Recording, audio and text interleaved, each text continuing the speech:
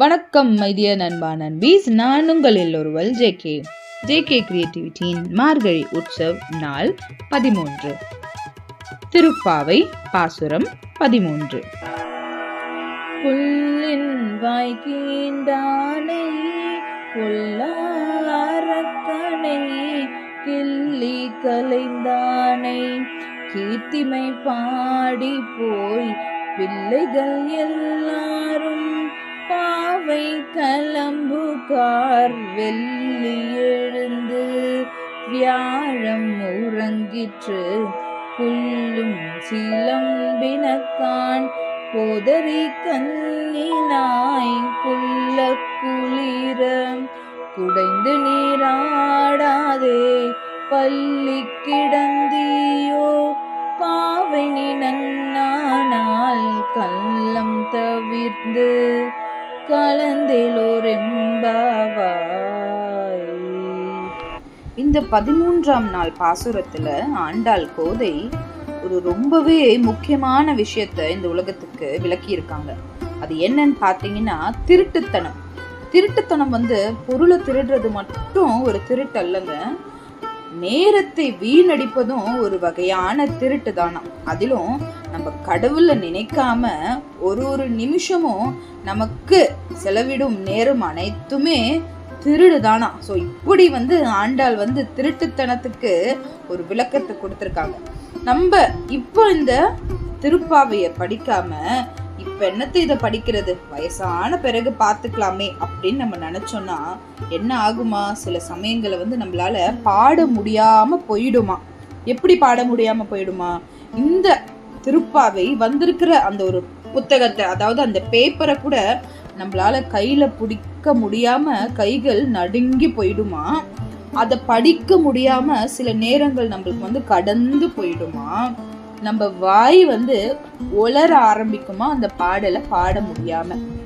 So நம்ம ஃபியூச்சர்ல பாடிக்கலாம், வயசான பிறகு பாடிக்கலாம் இந்த பகவானோட திருநாமத்தை அப்படின்னு சொல்லாம இளமையிலேயே அந்த கண்ண பரமாத்மா அந்த திருநாமத்தை பாடி பாடி நம்மளுடைய கல்வியாகட்டும், ஒழுக்கமாகட்டும், செல்வம் செழிப்பாகட்டும், அது எல்லாத்தையுமே வளர்த்துக்கணுமா.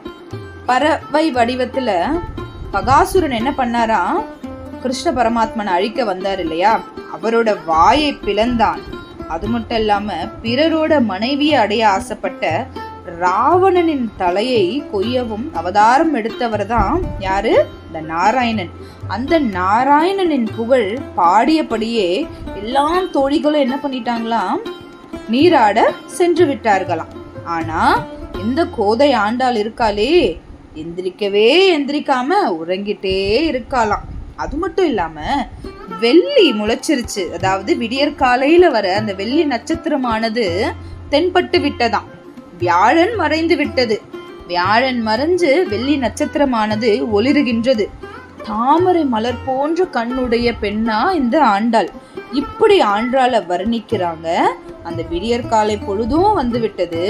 பறவைகள் அங்கங்க கிச்சு கிச்சு கிச்சு கிச்சுன்னு சத்தம் போட்டுக்கிட்டே இருக்கு. மாடுகள் மேய்ச்சலுக்கும் சென்று விட்டது. இந்த குளிர், அடர்ந்த இந்த குளிர்லயும் குளிர தாங்கிட்டு அந்த குளிர்ச்சியான நீர்ல போய் நம்ம நீச்சல் அடிக்க வேண்டாமா. இப்படிப்பட்ட பல அறிகுறிகள் தென்பட்டாலும், விடியற்காலை பொழுது விடிந்து விட்டதே அப்படின்ற பல அறிகுறிகள் தென்பட்டாலும் இந்த ஆண்டாள் அதை படுத்திலாம் பொருட்படுத்தாம தூங்கிட்டே இருக்காளே. அந்த கண்ணனை நினைச்சு நான் ஒரு நாளும் போற்றி பாட வேண்டாமா. மார்கழியில அவனை பத்தி போற்றி பாடனா அது இன்னும் சிறப்பு தானே. ஒரு நாளும் பாடணும், அதுலயும் ரொம்ப சிறப்பு இந்த மார்கழியில பாடுறது. இது எதுவுமே பண்ணாம இந்த தூக்கம் அப்படின்ற அந்த திருட்டை தவிர்த்து எங்களுடன் நீராட வா கோதையே, அந்த தூக்கத்தின் திருட்டை அறவே ஒழிச்சு எங்களோட நீராட வாமா அப்படின்னு தோழியர்கள் எல்லாருமே ஆண்டாள் கோதைய அழைக்கிறாங்களாம். நாளைக்கு ஜேகே கிரியேட்டிவிட்டியில பாசுரம் 14 அதோட பாடல் அர்த்தம் பத்தி தெரிஞ்சுக்கலாம். ஓம் நமோ நாராயணாய நமஹ. ஆண்டாள் திருவடிகளே சரணம் சரணம். தன்யவாத். நான் உங்களில் ஒருவல் ஜேகே.